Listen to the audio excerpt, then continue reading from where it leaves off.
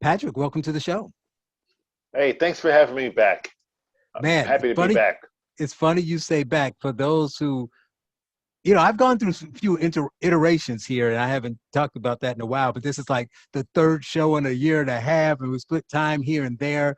Um, and this is, I think, your first time on this version. But when I was covering during the campaign for the Liberty Hour, you were my man on the street, my New York versus Chicago. Tell me what the bit of the daily news. I interviewed some people like I do now on specific issues, but talking about the day-to-day stuff. Yeah, It's Patrick. We did that for a quarter year. Can you believe that? Charles, we that was the best 15 weeks of my life. We had every Sunday. It was must-see TV radio. It was book it and cook it right there between 7 and 9 p.m. on Sundays Central Time. It was a great run, and I'm very happy and have been excited to listen to you often. Um, Once you got your show on Sundays at 11 to 1 Central Time here on 560 AM. Little plug for you. And but yeah, it's been I think a great run for you certainly, and I'm happy to have been on the ride for a little bit. And again, thanks for having me back. It's been a pleasure, and I'm happy to be on your show again. Yeah, it's Riding off cool. your coattails, riding on your coattails. Well, I guess I need to just make them wider so you can keep coming. So I wanted to bring you on to kind of do the back and forth that we used to do. You can tell me, catch me up on what's going on in Chicago. I can talk a little bit about the madness in New York, and we can compare cards like we used to do. But I guess we got to start off now with all the big news, which all seems to be the same. And I got to tell you, Patrick, I don't know if you noticed this, but lately police have been shooting black people, black and Hispanic people. Um, Yeah. were we wrong? Is there just an epidemic of police officers out there hunting down minorities? Because it's every day. I mean, so that's been the big overriding news all over the place. So maybe I was wrong. Because I kept saying that things happen. Sometimes the cop's wrong. Sometimes the person's wrong. Sometimes it's just an accident. But it's not like they're out there hunting us. I brought my brother on a couple of weeks ago to talk about this. He feel hunted. But now I don't know. Maybe are we hunted, Patrick? Yeah, we're certainly being hunted, Charles. It's absolutely um, Scary, right? You're scared. it's scary. And there's a movie, Charles. There's a movie starring Angelina Jolie. It's called Wanted. Have you seen it? I've And seen if it. your listeners haven't seen this movie, there's a scene in the movie where it's about these two assassins. They're being taught by the voice of God, Morgan Freeman. And Mhm. there's a scene where she shoots a gun, but she curves her arm and the bullet travels like in a arc motion, like a Like she curveball. threw the bullet. It's like she threw Yeah, it and it like turned. she threw it sidearm and she shot the thing sidearm and the bullet like did a curve, right? And I actually now believe that the police, when they shoot, they're shooting those magic curving bullets that just end up hitting black people. And they're intended for good white people, but they just keep going around them and they hit us, no matter where we stand. So that's what's going on here. That's the hysteria that's being cajoled in the media, that's not being helped by public officials who continue that narrative. And the truth of it all is that it's not an epidemic of black people being shot by members of white law enforcement.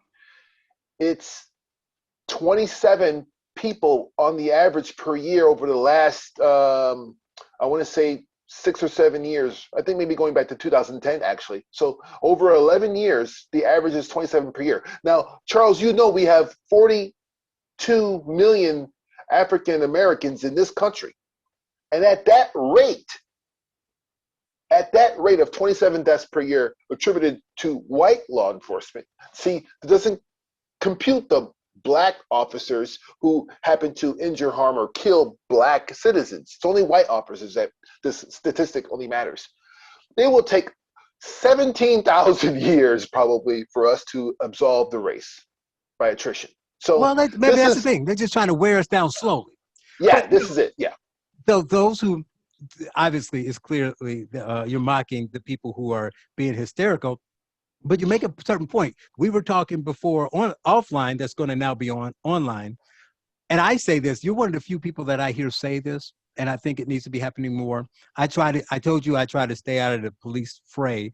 I don't watch the videos. I don't get into the play by play. It's not a sport to me.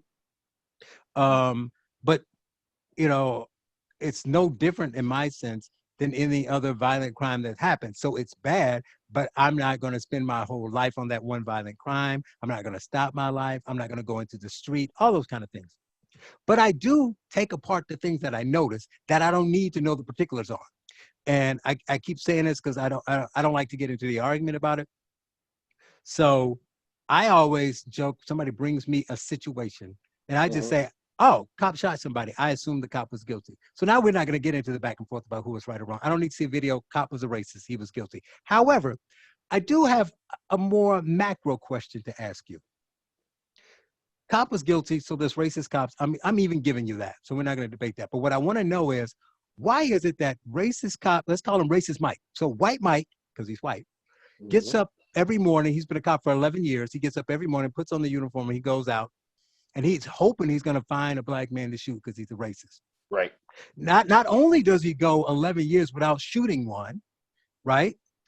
But when he does shoot one, and Larry White and Bob White and Chip White and all the white cops combined, every time they shoot a black cop, they're so lucky, these racists who aren't that bright, but they're racist, but they're so lucky that they only shoot people with long criminal records. Yes. Right? So we have to ask ourselves, if Mike White is out there hunting us down, we don't want to die. We agree. We agree that Mike White is a racist.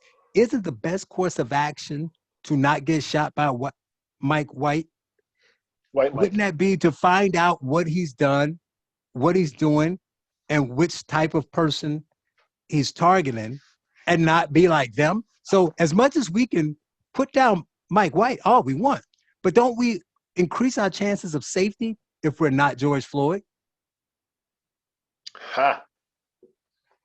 Now, what you said there about George Floyd, you know, but yes, your overall premise is correct.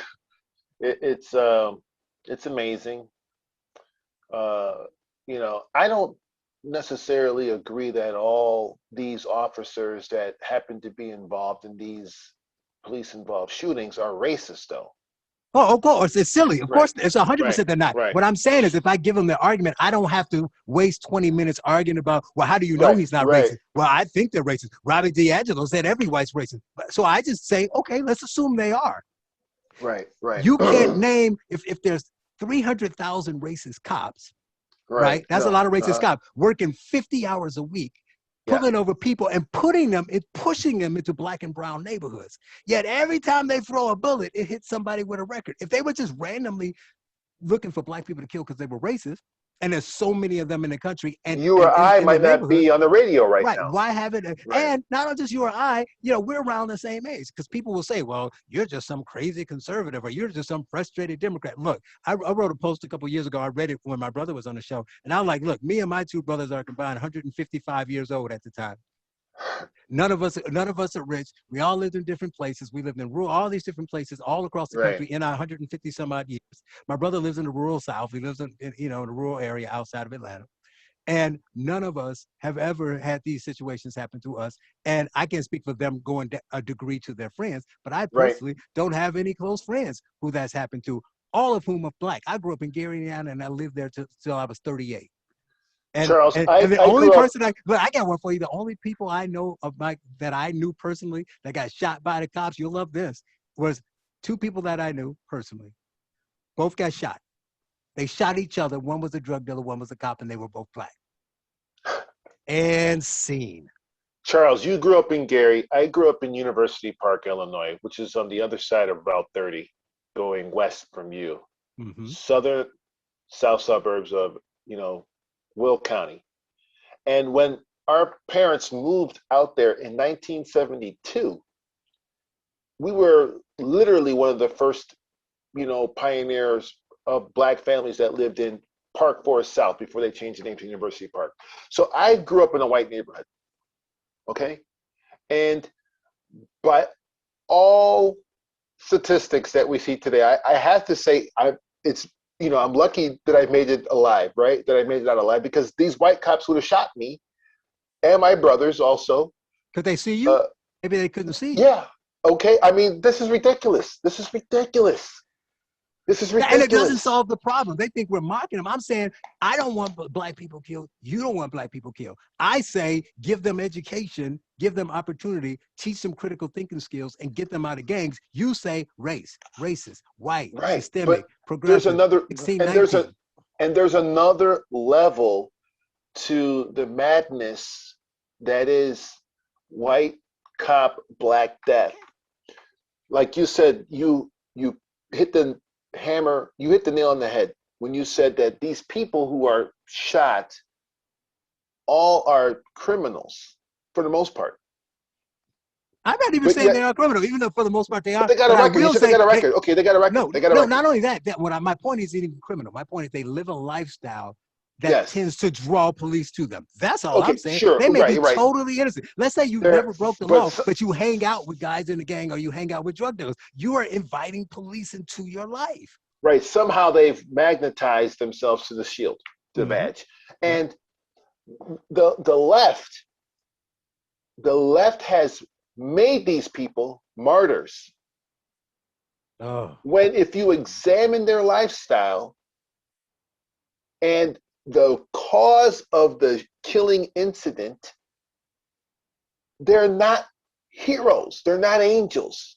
They're not good people. They're not. They simply are not. And it continues to amaze me, Charles, how the media and left infrastructure continue to idolize these people. Yeah. I mean, dare I say, and I might lose my black card. I might lose my black card here. Jacob Blake was not a good dude. He was not a good dude. Dante Wright was not a good dude. Breonna Taylor's boyfriend was not a good dude. And George Floyd was not a good dude. I got you one better. The one I put on the list as the worst of all the high profiles as a person. And it is killing me because it's one of the George Floyd and this guy are probably the two where the cops got in most trouble, all this other stuff. I'm not talking about the cop, but the one I can almost guarantee, if you say if you emptied your bank account and you had to put your money down on which guy was going to be dead within 5 years, I got the winner. And it's your hometown. It's your hometown. Oh, who? Say it. Oh, Laquan McDonald. Oh my God. Chicago sometimes shockingly even wrote an article. I was shocked that they did it. I don't know if you can still find it. They did like a 4-pager about how horrible this guy was. Mm-hmm. Like everybody in his family is like, we'll take him in. It's like, whoa, this guy is like Damien. We don't want him. You take him. It's the stab your mama type. He was going to be dead in months regardless. He was a menace to society. And even all that doesn't justify how they died. But I'm telling you, these people are not good people. No, but it was going to happen. They were asking the police to harass them. Their day-to-day life was, I want to slap a cop in the mouth. Right? Yeah. Right. It's like, I have no regard for my life or your life. So yeah, of course, I'm never saying anything about whether they should be there or not. I'm trying to solve the problem. But these people led lives where they were eventually going to confront police. Let me read you something. I tweeted something the other day, and we're going to get to Chicago, but 2 quick things about here is that, and this is to your point, I was talking about all these people saying, every time a situation happens, you can pick one. You got people who are pro-cop, people who are conservative politically, and people who XYZ trying to find every way they can to make this person look bad. Then you got the other side trying to find every way to make the person look good. Both are technically not fair, but the problem is the ones on the right aren't changing reality to say it. Because if the guy's bad, he is bad. So if a conservative said Johnny's bad, you might say that's mean or I'm giving the cop a pass. But what I said was factual. Johnny was bad. But what the left will do, the left will say, well, I don't care that he stabbed somebody like this girl. I don't care. I don't care. I don't care that George Floyd put a gun to some pregnant woman's stomach. And so the people on the right would argue against that in one way, but I say this is the best way to do it. So I tweeted this out saying, attention, all of you pushing a racism narrative in these police shootings, be careful. You are advancing the perception, however unintentionally, that it's normal to have outstanding warrants or carry weapons at 13 in minority communities. And this is completely false, but what it will do to Black and brown boys will harm them. It will do more harm than good, because what it's going to do is create a perception in white America that, Right. well, in our neighborhood, if my cousin or my kid or my friend's kid had a warrant at 13 or carried a weapon, I would be like, "Ooh, that's a bad kid." And they don't seem to be saying that in the Black community. Therefore, Right. I assume they just must be okay with it. Must just be the everyday for them. So now when the cop stops any Black guy, they're going to think, obviously, he must have a gun, because Right. that must be normal, because Right. they never complain about it. So that's the Right. problem. That's the problem with not complaining about it. I'm not saying you're necessarily condoning it. You're making people think that it's normal when it's not, because very few people at 13 are out at 2 o'clock in the morning with guns and gangs, Yep. regardless of race. So don't let people think that that's normal for Black or Hispanic people, and it's not. But when you don't call it out, then it's almost like you're saying, well, that's because why would I bring that up? That's what we all do. Hey, because I've heard people Right. say, like, who didn't hang out and sneak out the house when they were 13? It's like, yeah, And when we I snuck always out, raise my hand and say, not me. but I Right. said, but those who did, though, when we snuck out of the house, we snuck out of the house to go see a girl, not to shoot at people. Right. Right. I mean, Right. like, And let's not be children. that's become normalized. And Mm-hmm. you're absolutely spot on. Again, this is the second time you've hit the nail on the head here, Charles, is that when you normalize this behavior, everything else it should be expected. Right. So And you more of the shouldn't be same. surprised. Right. Exactly. Yeah. Like those two girls in DC who robbed the Uber driver guy of his car, ended Mm-hmm. up stealing it, couldn't handle the turn because they can't drive. They ended up killing the man, and everybody was like, it never happened. Because for them, it was normal for these two, prepubescent girls at 13 and 15 to live a life like they're going to just jack somebody for their car. Toledo in Chicago. You mentioned it, or you made reference to it. This is the hottest news here in the city. 13-year-old Latin king, allegedly. Little homicide. You better call him by his Little real name. Little homicide. homicide. Yes, they called this kid Little Homicide. The Does that mean? gangs. Wait, well, let's go back. Does that mean he killed someone?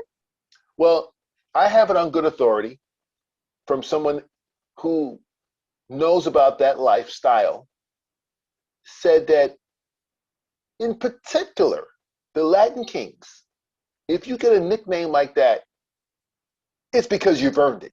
That's what I'm saying. They don't just give that away freely. That dude killed somebody. Well, allegedly. And we have marches in the street. Allegedly. So, well, to that point, we're going to briefly talk about Chauvin and his trial. Again, I didn't watch the video, didn't watch the trial, don't really care. When people were talking about it, saying, "What do you think?" I'm like, "It's going to get found guilty." I don't know which thing. It's like, would it be better for the country if he got found guilty of all three? Because would it change anything? And I was like, it was like the day before. I was like, no, because these people they sense blood in the water now. You have let Nike and Coca-Cola and all these companies have let them go right. so far that they think they run the country. And for a little while, for right now, they do. So no, they're not going to stop. You can find them guilty of everything. They're just licking their chops for that. It's almost like they're hoping somebody gets shot so it can happen. And then look at what happened. The day he found out guilty, they're like, "Ooh, let's calm down. Who's And then the girl gets shot in Columbus. And they're like, "Well, let's go march in Columbus." That Crump character is like, "Yep, see, another unarmed person black person shot by police." Totally untrue. And they're just ready for the next protest. That's all they're doing. But Charles, even so, like you just made light of it, like the level of dissatisfaction, like it's not enough. So yes, the desired outcome from these people was that there is no other possibility except for guilty on all charges. And then after a lot of people on the left, a lot of people in this group of I call yoo-hoos, they were saying this is not justice. So now what they've done is, and I heard, and I will take full credit. I heard it today on the radio, Charlie Kirk's show or whatever. He actually said they're redefining what justice is in America by not accepting the result of justice and saying that that wasn't enough for them, because now, of course, they're going to harken back to, yesteryear and still say that we have so many more mountains to climb for equity, for parity, for all these, buzzwords. And so when somebody gets convicted for murder, that is not enough now. So that means they're going to unleash the forces of BLM Antifa. I know you like to call it Blantifa. Blantifa, that's my group. And have these people now put additional pressure on juries, on prosecutors, on law enforcement, like they've done successfully on society, on sports franchises. They've hustled these industries, and now everybody has to be woke because they don't want these people banging on their door. Right. Well, one, I would argue that Charlie made a good point, but I would go further. They're not just redefining justice now. They redefined justice when they put an adjective in front of it. So when they started calling it socialist justice and, talking about their type of justice or what we deem justice, we already knew what road they were going to go down. Right. But yeah, the problem is there's no real end game. Yeah. I got into surprising. I knew it would be, and I don't really tweet the kind of things that would get a lot of ire, bring me a lot of ire, or get a lot of confusing or attack the response saying they disagree with me. But I got a couple, soft pushback here, and it was mostly from conservatives. And I tweeted something about criminal justice reform versus police reform. I can't find it here, but it was something like criminal justice reform is good, depending on what you do. Police reform is stupid. And people were pushing back at me like, no, this is good and this is that. I said, no, you don't understand. I said, give me some example. One, BLM and the like, they're not advocating for any real reforms that make sense. They have demands for abolishing, but they don't want reforms. Mm-hmm. But beyond that, I said, what's a police reform? They said, I think there's some good ones, and they named stuff. I said, I don't think that's a police reform. I think that's a criminal justice reform. My point is, all you want the police to do, you want the best trained police. You want to do whatever best job you can do to pick them. But that's like any other job. Doing the best job, you can't vet people, but it's never perfect. You can pass the psychological exam and be back crap crazy. So, but do the best job you can picking the right people, train them immensely well. And then when they mess up, you hold them. If it's mild, you retrain them or you fire them. And if they mess up bad enough, you hold them accountable and you put them on trial. The problem is all that stuff is in place already. Right. Those things would be reformed. Anything else is not a reform. So somebody talked about no-knock warrants. And I can see why there's a problem. I see pluses in it too, and I see negatives. I think it's getting to the point that there's more negatives than positives. If you want to get rid of that, that's fine. But I don't think that's a police reform, because in order to get that warrant, you get that from the judge. So I still say that's more the legal side, right? That's not reforming with the job. I want to know, when you say police reform, a police reform would, to me, I'm gonna give a good example of what an actual reform is. Not that I'm saying I'm advocating for it. Police reform would be like when the BLM says no more traffic stops. We don't want police to stop traffic. Find another organization to do that. You can agree with it or not agree with it. That is a police reform, saying that we have a new rule, we're reforming the police, and police no longer carry weapons. That is a police reform. And in Chicago now, they're going to start examining foot chase procedures. Mm-hmm. So now you'll have foot chase reform. Reports. Right. Now, yeah, so those are reforms. Those are all also stupid. So tell me what an actual reform is that makes sense. That's what I want to know. So nobody can tell me one, right? Real reform would be like getting rid of them, only hiring Black police officers, taking away weapons, all those kind of things are reform. Improving the relationship with the community, it's just part of their job. That's not reform. They got a whole program for that. It might be bad, but they got to report. What is it? Well, the bar is low. The bar is low. Right. Making them go and shoot more often. I don't know. Don't take that. You know what I'm saying? I don't think people really the solution is if you investigate every police shooting and the ones that are bad, you fire them or you put them in jail, you're doing your job. We're done. Now, the criminal justice side, there's plenty of things you can do on that. But talking about police reform isn't not what defunding them. We've already proven that made no sense. So go ahead.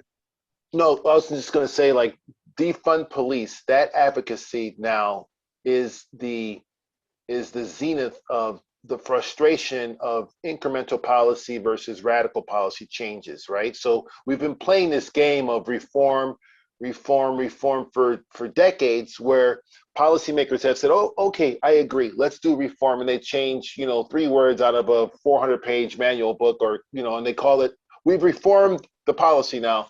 And so, that policy changes on page 816. And so we've been playing that game for years. And so the people who have, been calling for defund the police, which are the radical people, they are frustrated because of, like, their end game. Their end game, which rational, reasonable people cannot see. They for themselves have an end game, which results in this completely, banana republic, right?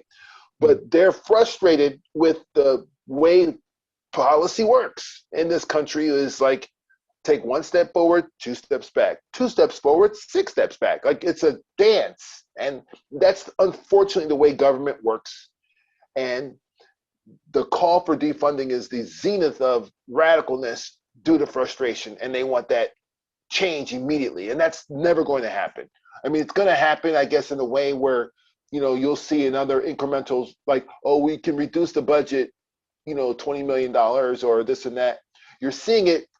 I think the overreaction, and I use the word reaction with the small capital, small r, small e, bold ACT, small ION, right? We're spelling now? What? Oh, okay. Go on. It's radio. It's radio. Yeah, they can see that. Go ahead.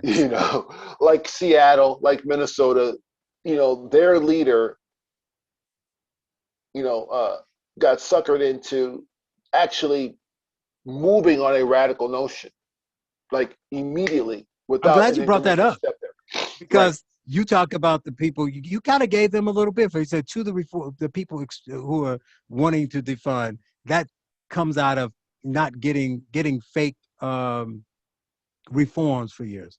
And right, the impatience right. Of now playing no, the game. But Minneapolis was a great example of that, because what they did, they said they jumped on the bandwagon immediately, saying they were going to do this. But in actuality, what they did was they took the money from the police department in a line item of overtime and vacation and paying for all that stuff. And then the people still worked. And then the department submitted a bill basically saying, hey, you still owe us all this. And then they paid it. So they never really defunded it anyway, because they paid the money they said they weren't going to pay. So that's an example of what you're talking about that make these people these reformers so frustrated. But I still think none of that really addresses the issue. Come with me with a reform that I don't mean that I'm not even at the point that fixes policing. I just want, like, you don't have a reform that even makes sense. Because you know why? We get back to where we started the conversation. I am all about solutions. And no matter how smart you are, you can't solve a problem unless you address the cause of the problem. And here's a dirty little secret, Patrick. The police aren't the cause of the problem.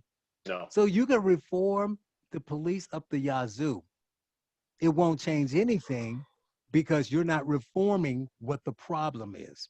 You're not reforming our families. You're not reforming the church. You're not reforming the community. You're not reforming the culture. You're not reforming the music. You're not reforming entertainment. You're not reforming the way we react with one another. So good luck with thinking that you could just jump in at the back end, let the kid get bad and grow up without a parents and being abused and doing drugs and beating people up and not calling them out. And when he's 22 and he's in a gang, he's already named little homicide because he killed somebody.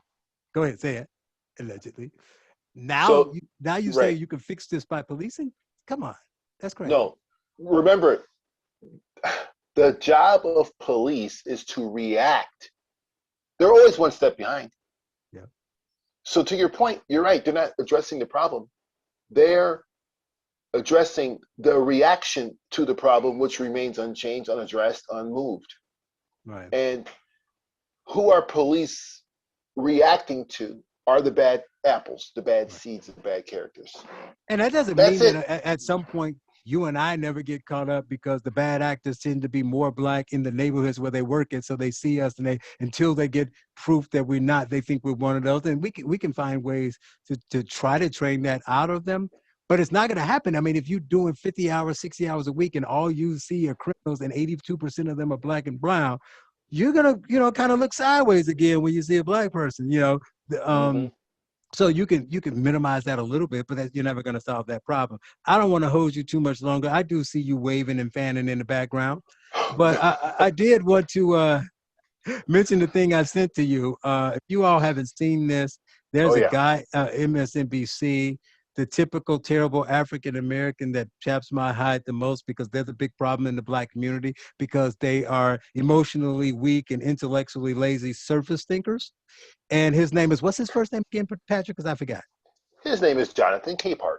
Jonathan Capehart. So he does this thing on MSNBC called The Byline, where at the end he talks about something on the end of the show kind of deal. And in this case, he's basically, I don't know how he framed it, but he's basically giving black people, making white people aware of the black Mm-hmm. people survival kit, the steps we have to take to stay safe. And so he starts off and he says, well, as you can see, my cell phone case is a bright color because I can't be black because I wouldn't want to scare white people. And I'm looking at this, I'm like, And then he says, what was the other one? So the cell phone case. Then he says, when Yeah. I walk down the street, I always Yeah. walk in a well-lit area. And I never take my keys out until the absolute moment I need them for us to have anyone think I'm carrying a knife. He said that Then he whenever I shuffle walk, steps to no, that was alert the the best part. He person. said when I Yeah. walk behind women, I try not to make sure I'm not walking too close so they don't think I'm a problem. And when I walk around somebody, I shuffle steps so they know I'm coming. He said, but he has that same irrational fear. He didn't call it irrational. Whenever he walks by the shuffle part, and this was the best part, when he walks by an open air bar with white people and open liquor, he's afraid to walk by. And that's what he does. These are his precautions if he doesn't just cross the street to avoid it altogether. He talks about people moving away from sitting next to him on the train because he's black and this kind of thing. And finally, he says, every time I leave my house, I leave the house with my ID, with his medical card, Yeah. and, Yeah. and a business card that says the Washington Post with my husband's phone number on the back and says, call in case of emergency and scene. So I saw that. I wanted to get Patrick's take, but I sent that to several people. I mentioned it to Patrick briefly. He had the same response they did. And to me, I saw that and I was like, half the things I do, but for a totally different reason. And half the things are completely insane. As you can see, Patrick, my cell phone case is black. I'm shot. Mm-hmm. Yeah. Mine is too. I avoided people pre-COVID too because I don't like strangers. So I didn't want to walk around people. What moron would walk up behind a woman at night? It's not because you're black. They don't want to be behind some strange man. And if I shuffle, there's something wrong with me. I want you to shoot me if I'm shuffling around with my head down because I'm scared of people. Right. But the best is, how can he be afraid of bars with white people when you all know this? It's a given because it's the pattern for all black, successful, gay, because he's a gay man. Remember my husband, gay, liberal. Yes. His husband's white. If you didn't know already, his husband's white. So like Don Lemon, he's afraid of white men, except for him. Patrick, take it away. Yeah. That's amazing. They're married to white men. Mm-hmm, mm-hmm. How could you be afraid of the type of person that is the same as your husband? One's afraid. The other one said they are the biggest terror in the whole country. So when I heard this video, when I saw the video, and thank you again, Jonathan, for giving me 2 minutes and 38 seconds of my life that I can't get back. When I saw this video, I just immediately said lies, lies, lies, lies. Because here is a privileged black man in the Beltway who's on TV, has a article, a column deal, and is probably a lecture speaker. He's probably making $1 million or more annually. He probably lives and if not, his white husband is. Oh, his white husband's making some good money. Because he ain't marrying down. He can't afford to. He probably lives in DuPont Circle, and he has a driver because he has to be on TV. They need to get him there to the studio for makeup on time. So this person is privileged. So when he's describing these events that he has to prepare for mentally in order to avoid the anxiety and fear that white people bring to him or cause him to have, he's not walking at night. He's got a driver, or he's driving his Mercedes.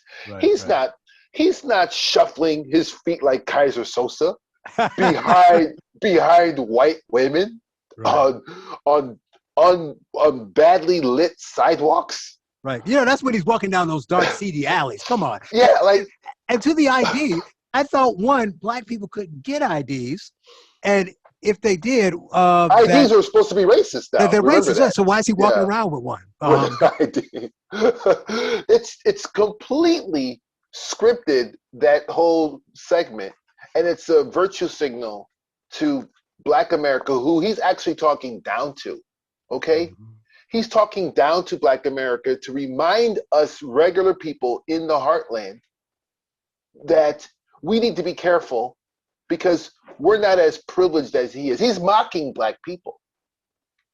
He's mocking people in Chicago. He's mocking people in Detroit who live in a virtual reality of a economic segregation line somewhere in those cities where there's a south side and there's a west side, and people are he's warning us, don't go downtown and try to hang out at these beautiful places that you don't have in your hood, because those white people who in open air window bars watching the Cub games will look at you and target you. Right. Even though he spends his whole time there, he's married to one of them, and that is the circle in which he lives. He's inside the bar. He's inside that bar right now, eating, VIP. Well, maybe not VIP, but he's certainly dining on premium hors d'oeuvres, and he has his red wine and onion rings, and the hockey game is on, and his husband is holding court, and he's talking to his girlfriend, some Becky from Inverness, and they're having a good time, and he's going to say, dear, it's time to go. And they're going to call their driver or get an Uber and go 4 blocks to their brownstone. But he's warning Black America, those of us who live on the south side below Roosevelt, that we can't go to Lincoln Park and watch the Cub game, or we better get the hell out of there before 10 o'clock. And see, that's the problem. That's the problem with the African Americans, I call them, as a pejorative, is that they live one life, but they tell the people, instead of telling them this is where they can be, they tell them that everything this is where you can't go. It's hard for you, and it's hard for me too. I live a tough life when it's not true, but people will believe it because what they'll hear is that if this successful Black man is afraid, I have no hope. I should be afraid too. So actually, the things he's doing is hurting Black people, not helping them. And the thing is, him, Don Lemon, and the people like Angela Rye, they think they're doing Joy Reid, definitely Joy Reid. They think they're doing a public service. They think they're cutting PSAs when they talk about this stuff on their MSNBC show, and they're getting flights back and forth from the Hamptons to LA for studio time, and they're hanging out with what's her face, Rachel Maddow, and the thing is, they think they're giving us hey, like you said, hey, like if I have to worry, then it's not good for none of us because I've got it good, and it's like Dave Chappelle. I'm rich. Right. It's completely unbelievable. It's completely a falsehood, and these people are lying to us. And any person right now, let me cut my PSA, Charles. Black America. You get the last word. Go. Do not listen. Black America. My message to the Black man. Do not listen to Jonathan Capehart and believe anything he says about how hard and how much adversity he is experiencing as a Black man living in Washington, D.C. That's it. Patrick Brutus, always fun chopping it up with you. You have to come back again, and we can get into more Chicago stuff. We said we were gonna get to Chicago. Yeah, we just cops and robbers all day, and time got away. We always leave so much more left on the table. Well, somebody's long-winded, but I won't say who. But Patrick, it's been a pleasure. Thank you for coming on, and have a great day. All right, thanks for having me.